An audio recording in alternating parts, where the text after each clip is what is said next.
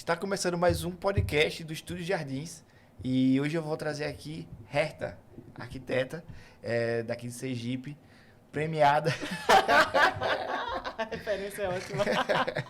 E a gente vai trocar um papo sobre arquitetura, sobre os projetos dela, sobre como você tem um conceito mais minimalista, talvez, para poder entregar os seus projetos, né? Uhum. E como foi a sua trajetória até escolher viver de arquitetura. Nossa. Obrigada pelo convite e primeira vez, né, no podcast a gente nunca esquece, primeira né? vez, né? Primeira Que vez. Mas falar de trajetória é difícil, né? Aham. Pela extensão, assim, pelo tempo, amadurecimento envolve muita coisa. Eu acho que eu sempre, na verdade, na melhor das memórias, eu sempre quis fazer arquitetura, sem saber que era arquitetura antes. Então, na época que eu me inscrevi no curso, ainda não era tão bem visto pelo mercado. Na verdade, não tinha uma cultura, né, de ter um arquiteto. Uhum. Tinha-se arquiteto apenas quem tinha condições ou um entendimento sobre a valorização do que era arte Era e meio que arquitetura. luxo, né? Era meio que luxo, Ter um arquiteto. E eu digo que teria até um preconceito, sabe? Uma discriminação, assim, quando falava em fazer arquitetura. Era mais fácil dizer que fazia direito, que fazia medicina, do que fazia Acho que arquitetura. até hoje é meio chato você ter que ficar, não, ou é direito, ou é medicina, ou é engenharia. E essa escolha foi há 15 anos atrás que eu me formei. Então, imagine aí o tempo como não colaborou, né? Uhum. Para essas mudanças. E viver de arquitetura hoje, eu acredito que seja mais fácil do que naquela época. Com certeza. A gente conseguiu propagar e vem transformando o mercado, né? Aos poucos. Sim, você... A gente estava falando aqui no off que você chegou a fazer design, né? E isso foi dizer assim, primeira coisa foi design ou foi direto, tipo, foi para arquitetura, voltou para design? Não. Eu tinha uma curiosidade sobre artes de forma geral. Uhum. E no ano que eu prestei vestibular, não teria arquitetura naquele ano. E aí eu acabei indo para design por ser um curso que poderia agregar alguma leva para uma transferência depois. Uhum. Então eu fiz um semestre, 6 meses, né? E no semestre seguinte eu consegui fazer vestibular para arquitetura de novo e eu levei um pouco do que eu vi em design. Ah, sim. É basicamente isso. Tem história da arte, né? Aquele princípio todo. Você estudou com Estrela? Estrela, não. Era um professor de design lá, que ele gostava muito de arquitetura, aí tu foi pra Penedo uma vez, e ele tirava foto lá da igreja cheia de ouro e tal, achei que ele tinha um pouquinho também nessa área de entrar na arquitetura. Como eu fiquei no primeiro semestre, né, eu acho que eu não consegui alcançar, não. Entendi. Pegar ele, não. Tá, aí você estudou arquitetura, qual foi a maior dificuldade que você teve para poder entrar no mercado de trabalho depois que se formou? Dificuldade. Eu não me recordo de nenhum momento assim difícil. Eu acho que é como todo processo profissional, que você vai galgando um espaço, que você vai crescendo junto, né? Nesse processo, assim. Eu não me recordo de um momento difícil.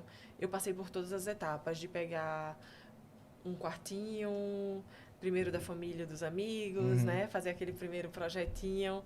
E aí ir evoluindo para espaços maiores, para projetos maiores. É mais ou menos isso. Mas como eu comecei também, na época, na incorporação, eu não comecei diretamente trabalhando com o cliente. Eu trabalhei para uma empresa como arquiteta. Eu era arquiteta de uma empresa, de uma grande incorporadora do Estado. E então eu não senti esses impactos iniciais, porque eu já comecei trabalhando com arquitetura e arquitetura de grande porte, em grandes volumes, onde eu tinha uma complexidade muito maior, inclusive administrativa, né? Porque envolvia não só o lado criativo, como um lado financeiro e de posicionamento que reverberava da empresa para você. É mais ou menos isso, assim. Eu não senti muito, não. Essa dificuldade, não. E na época que eu me formei, logo depois teve um boom imobiliário. Então, era super aquecido naquele momento. Eu fazia coordenações de escritórios de arquitetura que faziam decorados, apartamentos decorados, entregas de grandes empreendimentos, como o Luciano Barreto Júnior, que é um marco, né, na nossa incorporação no mercado imobiliário. Então, eu estava inserida nesse processo e coincidiu de logo em seguida da minha formação ter um boom imobiliário. Então, tudo era muito positivo, era um cenário muito positivo. Então, não senti muito, não. Ah, porque, porque tu entrou já na parte corporativa, basicamente, né? Já sabendo todo o processo. Porque eu acho que é uma coisa que falta nos cursos, tanto de arquitetura, publicidade, design, porque... Publicidade não, mas design, assim, no caso. Porque eu acho que o estudante, ele não tem... ele não é bem aproveitado e estimulado para o mercado, né? Tipo, não sabe fazer como conversar.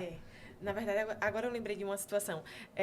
Eu não senti dificuldade no mercado, mas eu senti uma dificuldade de me posicionar no mercado por ser mulher. Quando você falou de dificuldade, eu relembrando agora o que poderia ser uma dificuldade, o posicionamento como mulher num mercado imobiliário altamente masculino. Na minha época, era essa a dificuldade, apesar de todo o mercado favorecer muito, né? Está muito fomentado. E sobre o que você falou dessa transição entre estudante e profissional, eu acho que é o que ocorre com a maioria das profissões. A gente sai estudante, a gente não sai profissional. Eu tive a sorte de ter uma experiência inicial com uma grande empresa que aí forma profissionais. Isso, eu também tenho essa percepção. Né? A gente sai estudante, a gente não sai profissional. A gente sai com o idealismo do projeto que vai ter tudo que a gente deseja, aquele cliente perfeito que vai pagar a sua proposta financeira. E é bem distante disso, a gente não tem esse contato na faculdade. E eu acho que isso torna o processo difícil para quem não tem oportunidade, como eu tive a oportunidade de já ir para um mercado consolidado, com uma administração, com uma base toda por trás, que eu pudesse ter um entendimento de onde eu estava, né? Sim. De como aquilo tinha que funcionar e como eu tinha que me comportar. Sim. Basicamente isso, assim. Sim, sim. E foi uma coisa que eu percebi também, ainda permanecendo nesse assunto, que seria de designers mesmo. Que assim, eu fiz designer, mas eu tranquei. Fui pra parte para empreender logo, entendeu? Só que empreender na parte de design. E aí eu via outros profissionais que se formaram perdidos. Eu fiquei, meu irmão, uma coisa que faltava na faculdade, nessa parte de acho que para todos os cursos, era preparar para o mercado de trabalho e saber lidar com o cliente. E nessa parte de ser mulher, você tinha algum momento que deixou de ter alguma oportunidade por ser mulher? Tipo, escancarada? Não, escancarada não. Não acho que é oportunidade e nem dessa forma escancarada, mas era perceptível a resistência. A resistência sobre um comando, né? Sobre uma discussão de um projeto. Tinha uma resistência. Se uma outra pessoa mais velha do que eu ou masculina desse a mesma opinião que eu desse, seria mais ouvido, obviamente, sabe? Teria mais peso naquela época. Teria mais peso, Eu me recordo que eu chegava em alguns lugares e era tida como aquela menina lá que faz tal coisa, sabe? Aquela menina que faz tal coisa. Não tinha o nome, não tinha o meu nome não chegava primeiro. O que chegava primeiro era que eu era uma garota, que eu era jovem, que eu era mulher, do que o meu nome como profissional, a arquiteta, sabe? Não chegava a minha profissão e meu nome, chegava a menina lá que faz tal coisa. Então, eu senti muito isso. O que virou a chavinha um tempo depois, porque eu acho que quando a gente se posiciona profissionalmente, né? Quando a gente mostra para que veio, facilita. Sim. O reconhecimento também vem logo, né? E as pessoas começam a lhe enxergar de outra forma e entender que você é ERTA, que você é arquiteta, que você está ali por competência para somar, né? Sim, sim. E que pode trazer algo novo que não está necessariamente planejado e e que realmente pode trazer bons resultados, assim. É isso. Dentro dessa empresa corporativa que você ficou, passou quanto tempo lá? No corporativo, eu passei 8, quase 10. Mas sempre na mesma empresa? Sempre na mesma empresa. Oh, massa. Sempre na mesma empresa. Depois eu fui para a gestão pública, onde eu estou até hoje, e divido as minhas atividades entre o escritório e a gestão pública. Hoje eu sou analista de um órgão público municipal e estou há quase 8 anos. Não me recordo agora, não fiz essa conta de quanto tempo eu estou no público. Mas eu saí de uma escola privada, fui para uma escola pública. Como a gente teve a faculdade, que é uma escola de formação, né? A gente, a cada processo de trabalho, eu acho que é uma escola também para a gente trazer para a vida profissional. Então, eu estou no público e divido minhas atividades como escritório. Pô, massa. E a gente viu, né, a gente falou aqui no off também, que você tem um estilo mais minimalista de executar seus projetos. Por que você escolheu o minimalismo, assim, para poder fazer, para poder trabalhar? Meio que é o que a gente estava conversando no off, né? A gente demora um pouco nesse processo profissional de entender quem é você no mercado. E até a gente entender e se expressar o mais próximo da sua essência, a gente vai absorvendo outras linguagens, outros profissionais, referências, né? E chegou uma hora que eu comecei a compreender melhor o meu trabalho e que eu precisava levantar essa bandeira do minimalismo que vai para além de um estilo da arquitetura, vai para o que eu acredito como vida, né? Como essência. Então, não é um personagem para a arquitetura. Eu não acredito no minimalismo apenas para exercer o meu trabalho para o meu cliente, ou apenas para mostrar uma foto legal de um projeto legal. E o minimalismo agora está em voga, né? Fala-se muito sobre o minimalismo. E daqui a pouco essa onda vai passar, mas eu tenho que continuar sustentando, que é o que eu defendo. E que tem muito a ver com o que a gente reverbera na vida, assim. Eu acredito que... Eu não acredito nos excessos, eu acredito no que pode ser menos. Na prática mais sustentável da coisa, eu tenho uma maior confiabilidade e me identifico mais. Então, acaba sendo uma extensão de vida para a profissão, de profissão para a vida. Eu acho isso massa. Eu gosto também da estética minimalista. E outra coisa, a estética minimalista, porque as pessoas têm uma ideia de que o minimalismo não tem nada, né? Ai, não tem nada. Também o minimalismo não pode ter isso, não pode... Não tem nada a ver. Não tem nada a ver. É o perfil do cliente adequado ao que eu acredito em produção. Porque, afinal de contas, o que faz o cliente vir até mim, independente do estilo minimalista ou não, é a linguagem.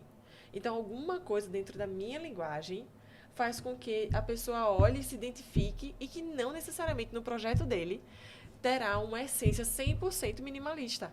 Eu vou aplicar as linhas retas, tons mais sóbrios, ter menos produtos, mas não significa que não será a identidade do meu cliente.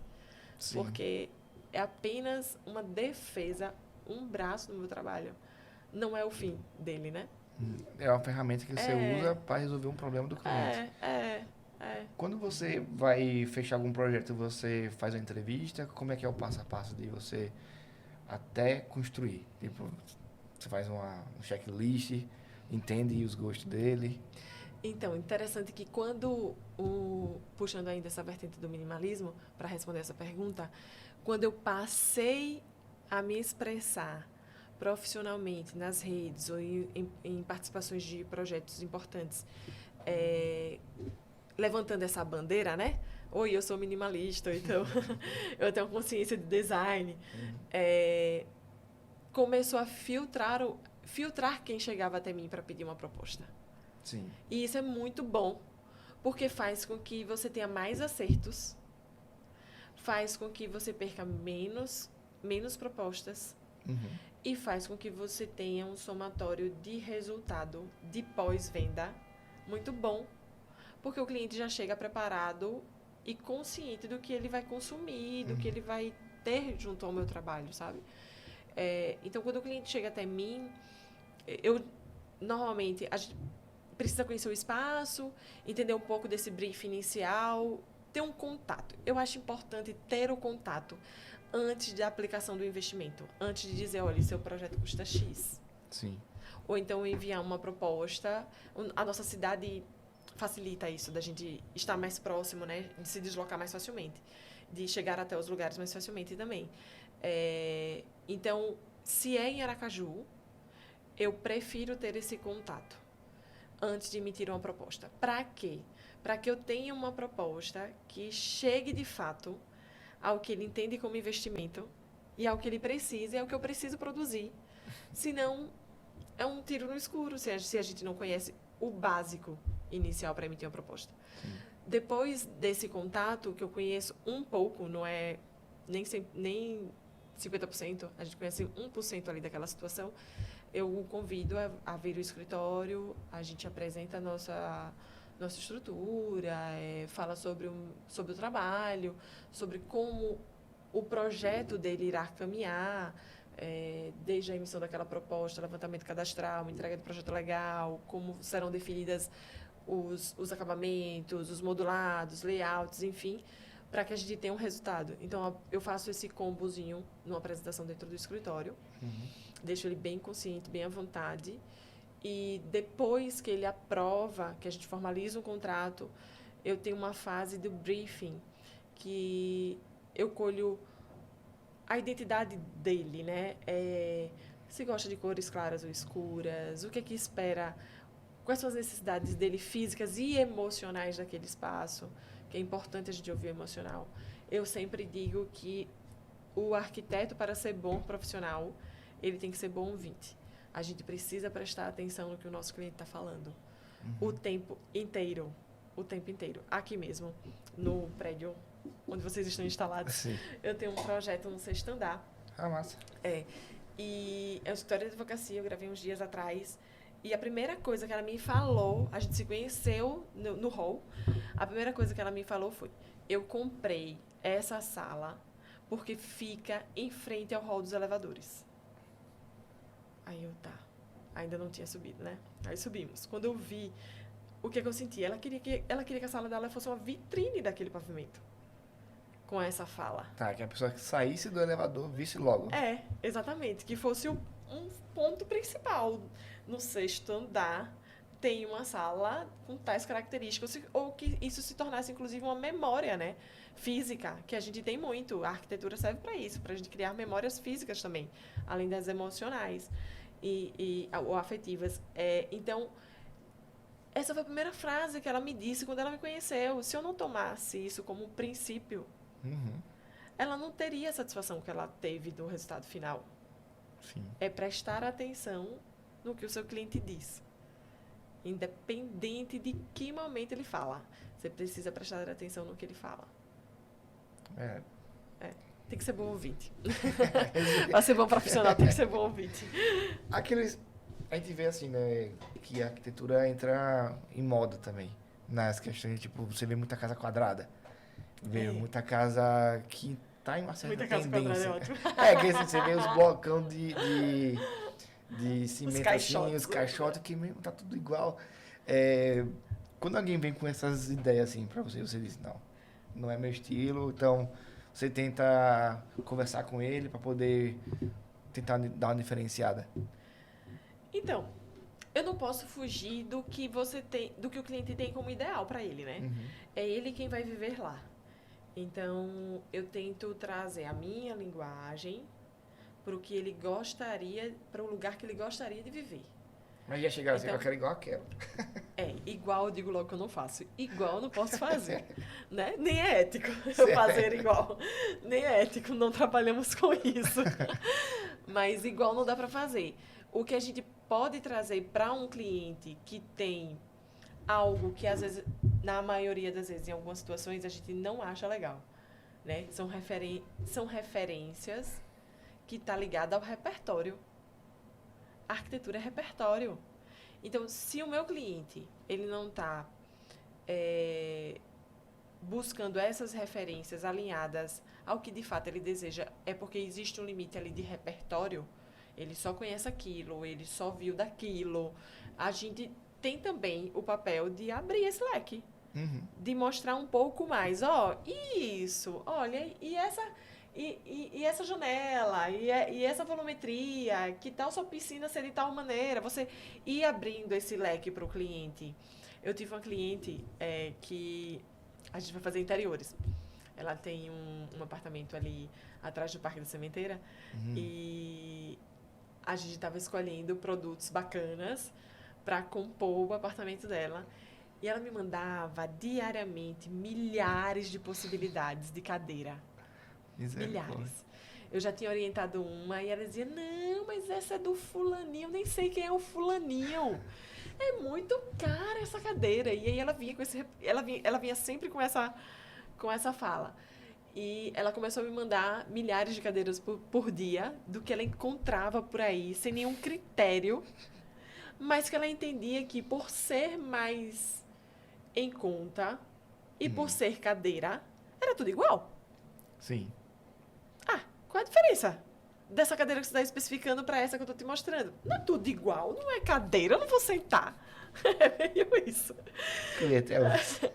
Então, o que foi que a gente teve que fazer com essa cliente? A gente teve que, paulatinamente, a cada referência que ela mandava, explicando, perceba como é a construção dessa cadeira, perceba como essa peça se encaixa com a outra, perceba a instabilidade, quanto isso pode durar na sua casa, qual é a vida útil desse produto. Então, você vai investir nesse produto e daqui a pouco você vai ter que trocar, porque não vai ter tanta resistência. É repertório.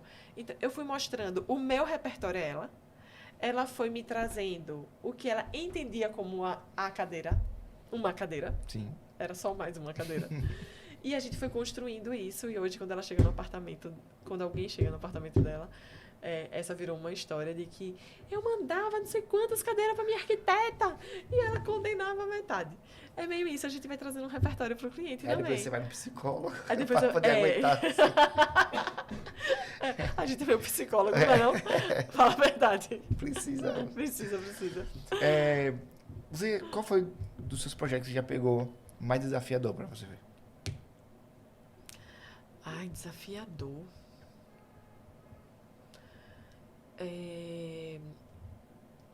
Eu tive um convite há um tempo atrás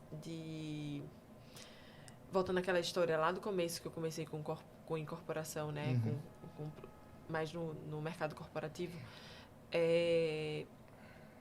Eu tive um convite de fazer um produto macro.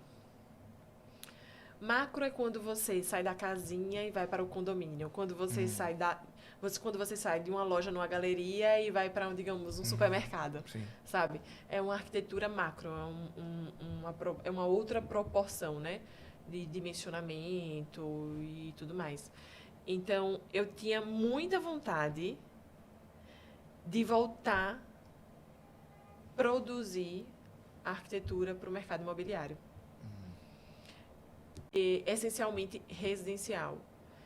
E eu estava estou ainda, né? A gente fica num processo tão nichado da bandeira que a gente defende, da maioria dos projetos que a gente vende, o residencial, o corporativo, que é o escritório de advocacia ou a clínica, que a gente se afasta um pouco aí dessa essência de onde tudo começou e do que a gente gostaria de voltar a produzir. Sim. Então, eu não diria que é o mais desafiador, mas eu acho que é o que me tirou de novo de uma zona de conforto, que quando a gente toma autoridade de um determinado espaço, a gente fica confortável. Sim. Então, me tirou de novo de uma zona de conforto, reacendeu aí um sonho que eu tinha adormecido de voltar a trabalhar com macro, e isso me deixou muito feliz, assim, porque isso reforça uma coisa que eu acredito muito, que você não precisa ser bom apenas em uma coisa. Eu não preciso fazer só arquitetura residencial, eu não preciso fazer só um corporativo, eu não preciso ser arquiteta só do comércio. Se você é arquiteto, você pode fazer qualquer coisa que esteja atrelada à sua profissão. Entendi. É.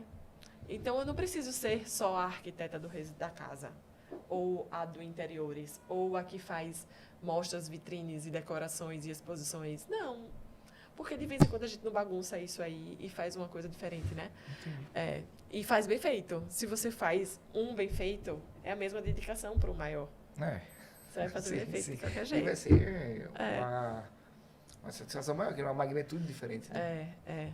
Tem uma pergunta que eu ia fazer já. Hã? Tem a pergunta aqui. Hã? Você dá nome às suas obras? Eu tinha um amigo que o nome dele era Zilton.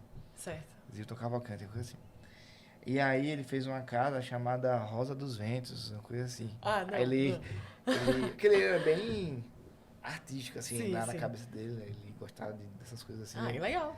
E ele fez essa casa lá naquele condomínio que dá no final, lá no lago. Ou no lago, no Rio. Sim. Morada do Rio, eu acho. Morada do Rio. E aí era...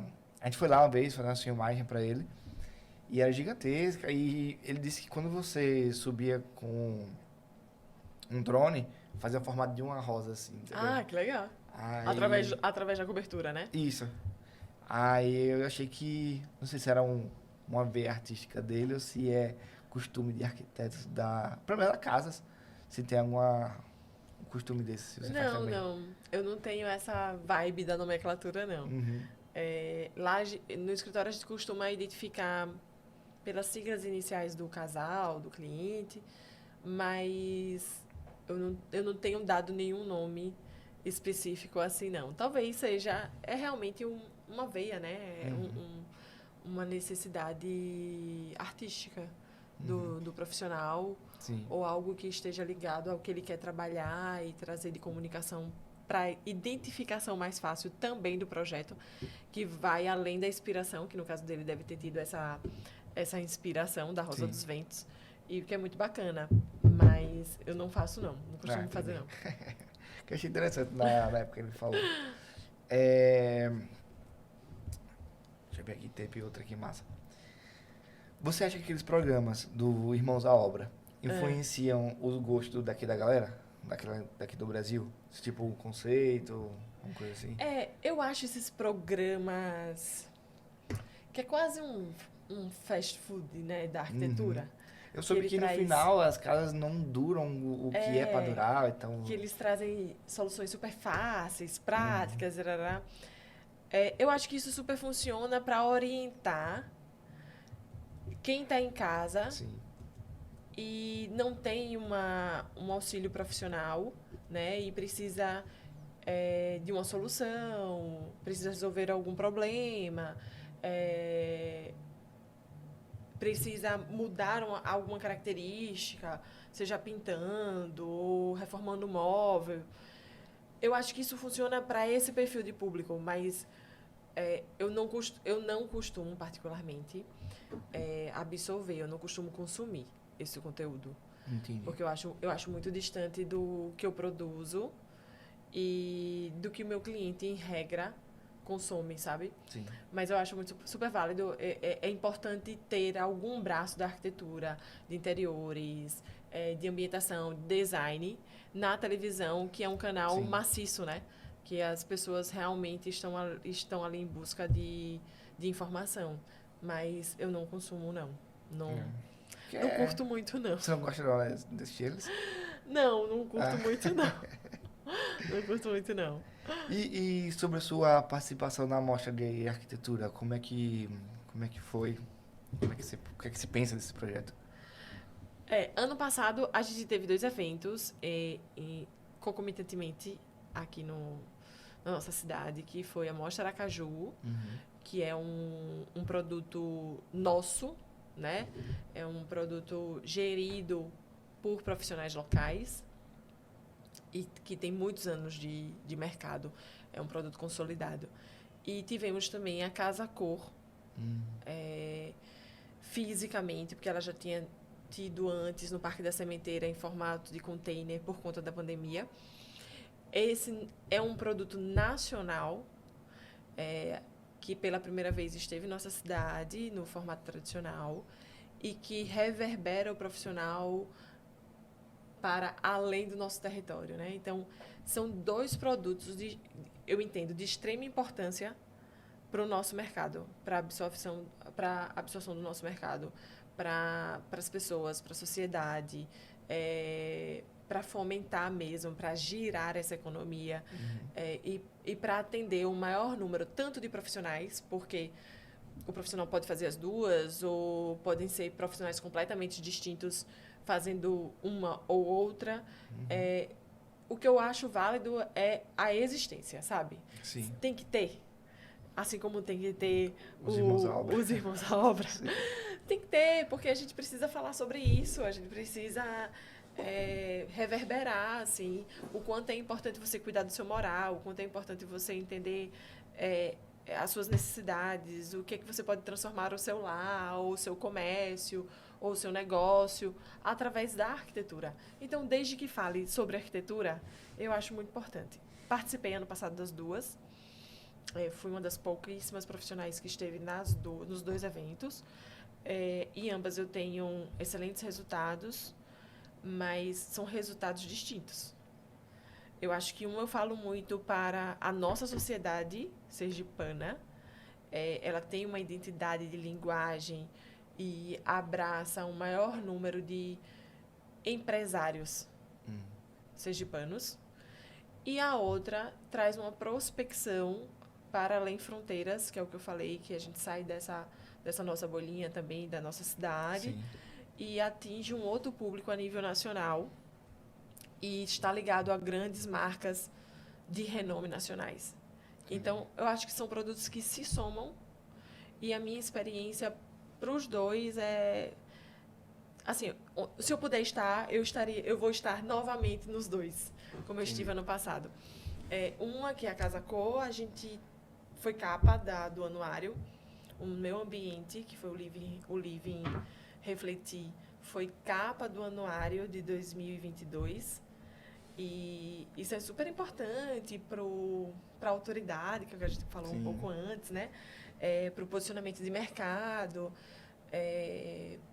para referência, você ter uma capa, né? Você ser uma capa de um anuário onde ali dentro você tem tantos outros profissionais com tantos outros ambientes bacanas e o seu ser a capa e de um produto a nível nacional. Então, assim, é realmente um marco assim, profissional. Foi esse aí que você foi premiada? Gerson, né? Eu tenho que falar disso aí. Tem que falar disso. Eu acho engraçado essa coisa da premiação. Eu tenho a premiação como nada mais do que o resultado do seu trabalho, né? Quando bem feito, quando associado com o grande sucesso dos seus parceiros, porque ninguém faz nada sozinho, a gente consegue alcançar um prêmio. Então, eu venho aí colecionando alguns prêmios ao longo da carreira. E com a Casa Cor, eu tive 2 premiações anos seguidos. Na primeira, que foi no Parque da Sementeira, que foi a do container, o nosso container foi... Desculpe. O nosso container foi escolhido, o nosso projeto, né? Foi escolhido por um júri técnico nacional como o melhor produzido naquela edição em Sergipe, primeira edição em Sergipe. Então, nós fazemos... O meu projeto faz parte hoje da expografia de 35 anos de Casa Cor no país. Então, é um marco de 2021. Né? Passa rápido. É um marco de 2021. Nós fomos para a expografia de 2022, ou 2021, 2. Eu confundo. Enfim, entre esses anos aí. E de 2022, nós somos capa com a Casa Cor, como eu falei um pouco antes do anuário. Então, com a Casa Cor, eu tenho essas 2 premiações, né? E que é muito legal. Além de outras tantas não menos importantes, mas são as mais recentes. Isso mostra o quanto isso é importante, né? Porque a gente também vê que tem pessoas que às vezes contratam engenheiros para fazer projetos para poder de alguma forma economizar, Não é? Não sei se economiza a curto prazo, provavelmente, né? Na verdade, o engenheiro ele pode projetar até X metros quadrados. Eu não sei com exatidão quantos metros quadrados. Ele pode projetar, edificar, né, um projeto arquitetônico. Mas não passa disso, né? Não vai evoluir. Sim. Ele não vai tratar da ergonomia, ele não vai tratar do seu conforto térmico, do seu conforto luminotécnico, não vai tratar do que precisa se somar para uma ambiência dentro desse interior dessa casa ou desse prédio, desse comércio. Existe aí aquela rixa, né, a famosa rixa entre engenheiros e arquitetos, sim, como tem a história entre os médicos e enfermeiros, mas eu acho que o mercado só ganha se a gente se unir e estando cada um desempenhando o seu papel. Sim. Eu tenho grandes amigos engenheiros, eu impulsiono, inclusive, se eu puder falar bem deles ou indicá-los, eu vou fazer. Mas por quê? Porque esses profissionais respeitam o meu trabalho, entendem que eu, como arquiteta, posso agregar ao trabalho deles. E é isso, assim, o cliente que contrata um engenheiro para projetar a sua casa ou para fazer, sei lá, interiores, eles não tem essas matérias, né, no caso, na faculdade, ele deve estar ciente de que é muito diferente, né, do que a gente produz. A gente está ali para se somar. Um projeto, o outro executa, né, um transforma e o outro traz o conforto. Cada um no seu quadrado, né? É melhor. É melhor. É mais saudável. Assim como você, né? Que é design. E tem às vezes até um problema com quem escreve, porque quem escreve acha que dá pra botar quantos textos quiser na arte. Ou então programador, que a gente faz uma arte, o cara, não, você tem que fazer algo que dê pra programar direito. Mas a gente tem esses problemas também. Porque quando eu faço corporativo, eu também aciono o design. Porque no corporativo, eu tenho que trabalhar a marca daquele produto. Né? Eu tenho que trazer para a arquitetura Sim.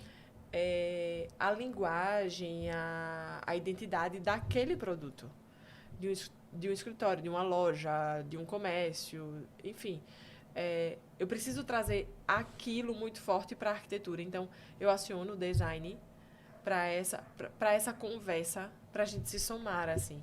Sim. E eu vejo muito polarizado também a sua área, né, no caso. Sim. Muito polarizado, às vezes não tem um conceito por trás. Hoje em dia tem muito programa que faz muita coisa e acaba que não conceitua. Fica, né, meio... A galera fica procurando caminhos de facilitar o trabalho.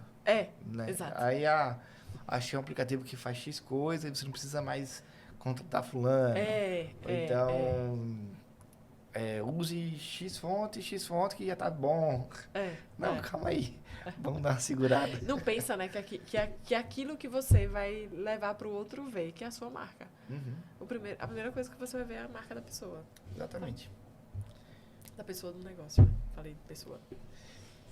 Tá vindo agora, né, no mercado, né, nessa atualidade, inteligência artificial. Eita, Tá impactando, não impactando já, acredito que ainda não, mas já está rolando algum tipo de burburinho no meio da arquitetura. A tecnologia, ela tem um avanço estrondoso, né? A gente vem... E no pós-pandemia eu tive uma sensação de que ficou mais rápido do que já era. É como se a gente tivesse entendido a nossa necessidade futura ainda mais rápido, né? Sim. Eu vejo muita coisa correlacionada ainda a sistemas operacionais de desenvolvimento de projeto. Vejo muito na perspectiva de apresentação de projeto no sentido de trazer o cliente para dentro de uma realidade virtual, onde ele consegue, digamos, caminhar ou transitar ou visualizar como vai ficar o espaço dele, o ambiente dele. E isso já vem há algum tempo, inclusive fora. Eu via muito nas feiras, em Milão, que está acontecendo agora, inclusive. A gente via muito em algumas visitações de lojas e marcas. Sim. Mas eu ainda não vi com tanta força no nosso mercado local. Entendi. O que eu percebi trabalhando com incorporação é que, culturalmente, a gente ainda tem uma necessidade do toque. Né? A realidade virtual nos leva ao lugar, mas nos tira essa possibilidade das sensações, assim, que você tem através do toque, com as texturas, com as cores, né? O sentir mesmo, a ambiência. Então, é tão virtual que às vezes nem é tão legal, porque você Sim. não tem mais. Eu já vi mais. Um pessoal fazendo para projeto de banheiro. E como era uma coisa pequena, né? Eles já conseguiam fazer, sei lá, num projeto 3D, Certo. trazer para a realidade virtual, aí bota o óculos, né? E o cliente vai lá, aqui vai ser seu banheiro, vai ficar só privado aqui. Isso. E eu acho interessante até certo ponto, né? Que como você falou, de tipo, tem o toque, né? Tem você saber que o piso que você vai comprar é esse, né? A temperatura, né, das coisas. E para finalizar, Tá. você tem alguma dica para quem está começando na arquitetura? Quais são as suas dicas mais valiosas? Eu acho que eu falei algumas aí na conversa, que seja um bom ouvinte. Eu acho que é importantíssimo para ser um bom profissional, independente da área. A gente tem Sim. que saber ouvir, que isso ajuda muito na percepção. Criar e ter repertório é muito importante. Inclusive para você entender quem é você no mercado. O processo do repertório ajuda você a se conhecer. E eu acho que hoje a juventude tem uma pressa que a minha não tinha. A minha tinha uma necessidade de vivência. Eu sinto dessa forma. Não tô falando da minha, mas assim, de repente esteja falando sobre mim. Mas eu percebo que hoje existe uma pressa, uma necessidade de sair, porque eu tenho domínio de tal ferramenta, eu já posso fazer tal coisa e já posso estar no mercado aplicando, sei lá, X produto por X investimento. Não, tenha calma, vamos mais devagar, né? As coisas não é só a ferramenta. Quando eu comecei a projetar, eu projetava na prancheta. Errava, rasgava a folhinha e começava tudo de novo. Então, a gente tinha uma dedicação e isso eu acho que trazia uma paciência para o processo maior, que a juventude de hoje não tem tanto. Sim. Com essa necessidade mais célere, e talvez também eles sejam reflexo do movimento aí das redes, do movimento das informações, do movimento da tecnologia. Só que, para a gente ser bom, a gente precisa de tempo. A gente não sai sabendo tudo, né? Que é o que a gente falou, que a faculdade é uma escola, ela não traz a gente o profissionalismo. O profissionalismo vai vindo com o tempo e com as nossas vivências. Então, é ter um pouco mais de calma, vivenciar mais as coisas, entender o seu lugar, entender quem é você, para poder você começar a ter uma retórica de defesa e ter produto no mercado mesmo. Esse negócio, eu acho que não é... Acho que em todas as áreas. Tá passando por isso. Eu acho que com o advento da internet mesmo, de tipo... A primeira coisa que você vê logo é... A pessoa escolhe uma ferramenta específica, coloca logo 10 mil reais por mês e fature 10 mil reais usando Revit. Entendeu? Com os segredos do Revit que ninguém te ensina, que consegue te faturar 10 mil reais. Isso! Dá pra fazer assim. O negócio pronto, né? E uma coisa você, rápida. O especialista daquela ferramenta. Tem muito especialista, né, no mercado. Antigamente a gente ia fazer uma pós, uma especialização, levava 2 anos, 2 anos e meio. Se especializando, hoje a gente compra um curso na internet, estuda o básico que lhe apresentaram e sai especialista. Então, acho que tem que ter um pouco mais de paciência, assim. E eu falo assim porque eu já vi desse de Revit, eu já vi TQS também. Certo. ArchiCAD. AutoCAD. E vi também de uma moça que ela... Não, tem Arquicad também agora. Arquicad? É. Ah, tá. Ele tinha escrito aula do CAD. E tinha uma moça que ela Não, tava... O AutoCAD já tá defasada na minha época. E é? Tinha uma moça que ela falava, tipo, existem vários imóveis que estão irregulares. A maioria dos imóveis são irregulares. Fatura R$10 mil. Como... Fazendo laudo. Fazendo laudo. Eu fiquei, meu Deus, ninguém sabe disso. Ai, que caramba. Olha, eu como analista de órgão público, sei disso, sim. Sim. Nossa cidade, por exemplo, ela é uma cidade irregular, assim. A maioria das edificações estão construídas ou não atendem à legislação de alguma forma. Uhum. Mas isso não é um segredo. Sim. Isso é uma falta de conhecimento, na verdade. Sim.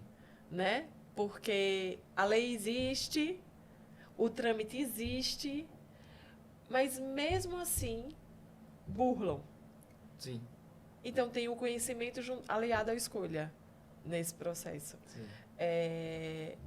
E vender por vender, eu venderia. Eu venderia como ganhar prêmios. Como sair na capa de revista. Como sair na capa.